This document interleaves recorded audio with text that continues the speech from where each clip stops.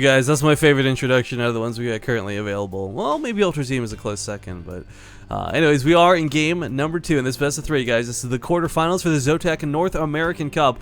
There are some insane games going on. My only regret is like this amazing series is the only one of the first 4 that I can bring you, but we'll see who the semifinals ends up being.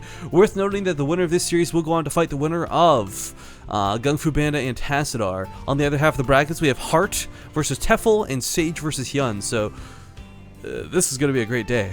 This bottom line here. Spawning the top, what word was I going for there? Mordor? Top middle portion of the map. It is from IVD Gaming, the Red Terran Apocalypse. I think in my brain I tried to do middle and portion, so mortion.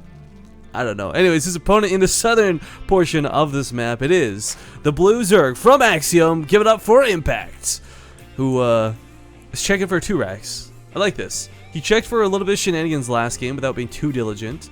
Not to say that Apocalypse is a cheesy player, this should be expected, but it's certainly within his capabilities, and Impact is going to make sure that, look, I'm not going to lose to some dumb cheese. I'm going to try my best to secure this series 2-0 and take myself to the semifinals.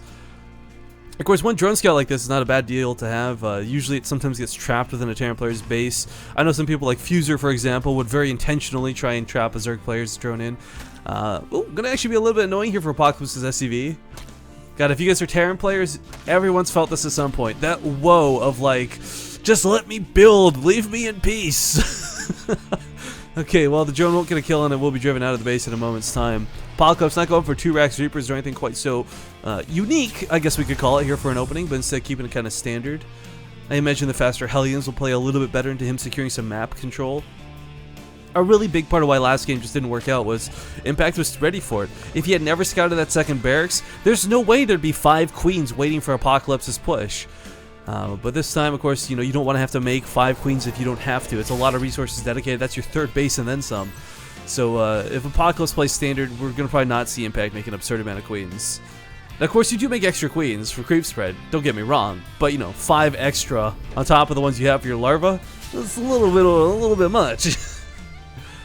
And looks like it will probably be a factory with the reactor coming down in a second here, but typically see the factory come up a bit quicker. A little bit of an annoyance here for this SCV to deal with, so looks like a second Reaper is going to be made. This is not out of the ordinary. Oftentimes the second Reaper is left at home instead of being aggressive, which again is one of those minor things, but it's cool. It's the way StarCraft 2's evolved over the past half year, where, you know, you'd have, when the Reaper changes were first introduced, you see people doing like 9 racks Reaper, because why the hell not? It was that good. Well, maybe not 9 racks, more like 5 racks for like legitimate strategies, but it's kind of toned down, just back to being that awesome scout.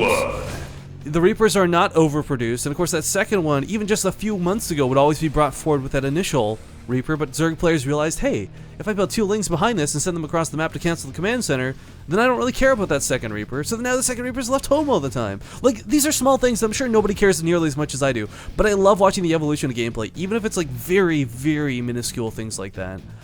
And that's part of why I could really come back to StarCraft 2 all the time and enjoy it with a big dumb smile on my face. But command center for Apocalypse finishing up, and there's of course going to be the Hellions as predicted. That earlier gas may mean that there will be a Banshee follow-up to this too. Hellion Banshee has certainly been coming back in a big way. Cloak is not really, I gotta say, like, the Cloak change almost feels like it was flavor of the month for a while. It's really nice having the Cloak much cheaper, but unfortunately means you have to kind of invest in the Banshees a little more heavily to make them worthwhile, and oftentimes it's not difficult for a player like Impact to have that layer timing and Overseer out, a Spore Crawler down, and deal with Cloaked Banshees with relative ease. The nice thing about Banshees, though, they kill Queens very easily. And that pushing power of 6 Hellions and 2 Reapers, combined with even just 1 Cloakless Banshee, is the difference of like not being able to push past this choke and destroying this choke. But not to be over dramatic, we do have just this game slowly shaping up. I like this Viking coming out first. I'm talking this big game for Banshees, but I guess that's not going to happen. It's kind of like the Pult Viking, as I like to refer to it. It's one that's often used to just clear up overlords around your base, get you a bit of relief from the scouting overlords, the prying eyes of a Zerg player.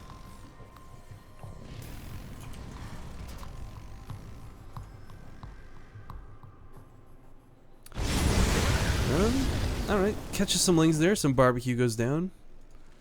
Being well for Impact, you know, he's sticking on 2 bases, that's okay, that's understandable. With 4 gases, I'm thinking this is going to be a little bit quicker Mutalisks, but Oftentimes as a Zerg player, you do want that third base down if you think you can get away with it. And that's usually what the Hellions are doing right now. They're usually picking away at a third base that's just been placed down, trying to bait the Queens to come over and fight. But I think Impact kind of knows, like, that's the course of the game. I would normally have to cancel that hatchery anyways, so I'm not going to try and get away with it. And Apocalypse expecting to be here is now going to be a little bit like, okay, if you're not putting money towards a third base, where's that money going? And he's good. Mutalisk is a really good guess, let's be honest. You can blindly guess Mutalisk if you don't scout to third base, because, well, you're going to have Mutalisk at some point anyways. Beautiful scan, though, from Apocalypse. We'll not only see the lair, but also the spire coming down, so we can confirm precisely what's coming. Notice his time on the map is a little bit limited, of course, because you don't want to leave Hellions inside your opponent's natural base when Mutalisks are already out, so may try and force his hand to push, but there's a Spine Crawler here. The choke is quite nice, not exactly insane, but we'll keep the Hellions out with a couple Queens to respond. And looks like, ooh, oh, if this ends up just being a straight up elevator to the main, that's going to be really cool. A couple of Marines going to cover this from initial prying eyes, but unfortunately the Overlord already scouts this, and with so many Hellions coming up here, the Zerglings going to actually find it very difficult to engage into this. Because normally you're blocking him out of the wall, but Apocalypse says, you know what, forget your wall, forget your choke, screw your Spine Crawler, I'm just going to go in through the main. So Hellions, oh, actually those Zerglings getting behind the Hellions was a really big deal because a lot of them do get some damage in, but Queens do have transfuses. Will this be enough? Medevac goes down, first Queen falls. There's of course transfused energy available, but he's got to worry about these Lings. Trading out quite effectively here, even if he gets cleaned up in full. Apocalypse, oh man, if he could have just gotten to that mineral line, if he could have forced a fight over here, he would have had a much, much better game. But unfortunately, he trades out evenly at the end. In fact, 50 resources behind even.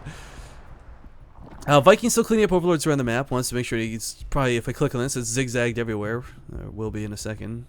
Yeah, there we go. Just boing, boing. It's just looking around for Overlords randomly, hoping to catch them. Again with the Engineering Bay in the wall off. I'm a little bit tentative on this decision. It's got a lot more health than a Supply Depot. There's no doubting that, but it's much more valuable building than a Supply Depot. So don't necessarily love that this was done. Viking is also going to have its time kind of limited here. We'll call it a clock, if you will, because as soon as the Mutalisks come out, the first thing they're going to do is beeline for this thing that's been hunting down the Overlords. And unfortunately, despite the fact that a Viking looks really cool, it cannot contend with Mutalisks, sadly. I kind of wonder if they're like, how cool would that be to give Vikings like a different mode? Like, you know, not fighter mode. I mean, I know they can land on the ground, but like, you know, Thors can swap into like heavy impact payload mode, swap out from missiles to like using the machine guns while in the air, so you can deal with Mutalisks a little bit better or something. I don't know. It'd be cool. Not necessarily balanced, but cool. Mutalisks will scare these medevacs back towards the main. Oh, this is an odd spot. Apocalypse can't unload right here. He may lose a medevac if he's not careful. Looks like he will. Full of units too. Ugh. That is, of course, a trained doodad scumbag moment. It looks like a heart, but it is really not. That did cost him quite a bit there. That's really unfortunate. Burrow tactics going to be implemented by Impact once again. I do want to reiterate, the coolest thing out of Impact last game, guys, is scouting information. Overlords were shut down all the time, so he's using Burrowed Banelings and Burrowed Zerglings instead. Oh, another medevac for Apocalypse going down. Disheartening, to say the least. Widowmine won't even burrow here, and he's just... Apocalypse has got to be just frustrated, like, dude, how are you catching everything I do? What is this insane game sense you have? And that's where Impact goes, like, I am the ultimate Korean. Yeah, the production is kicking off for Apocalypse now, but of course a little bit delayed here. Third Command Center fishing up too. Mutalisks are just a pain in the ass, to say the least. Mutalisks OP, Oracle's OP. Can Terran get an OP unit, please? Well, I guess the medevac, so I take that back, but...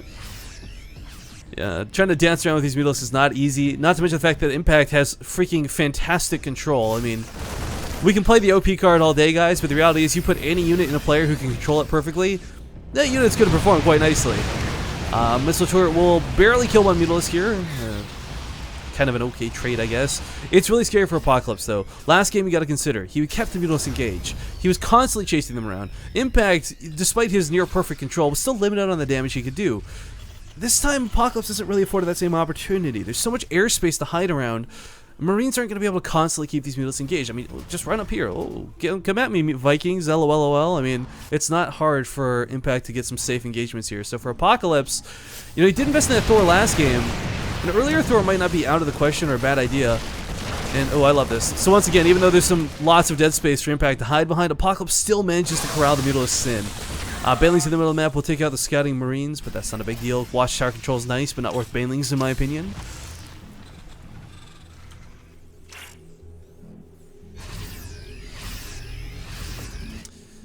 Chad is asking me a challenge any unit. I say yes, any unit. Honestly, you put like anything in the control of someone who knows how to handle it well. I mean, it's not going to straight up win you a game outright, because it's not like Mutalisks playing out win the game. It's the Banelings, it's the Zerglings that complement them. But I'm saying, you give someone control of a unit who they know how to use comfortably, they'll get a lot more out of that unit than the average player will.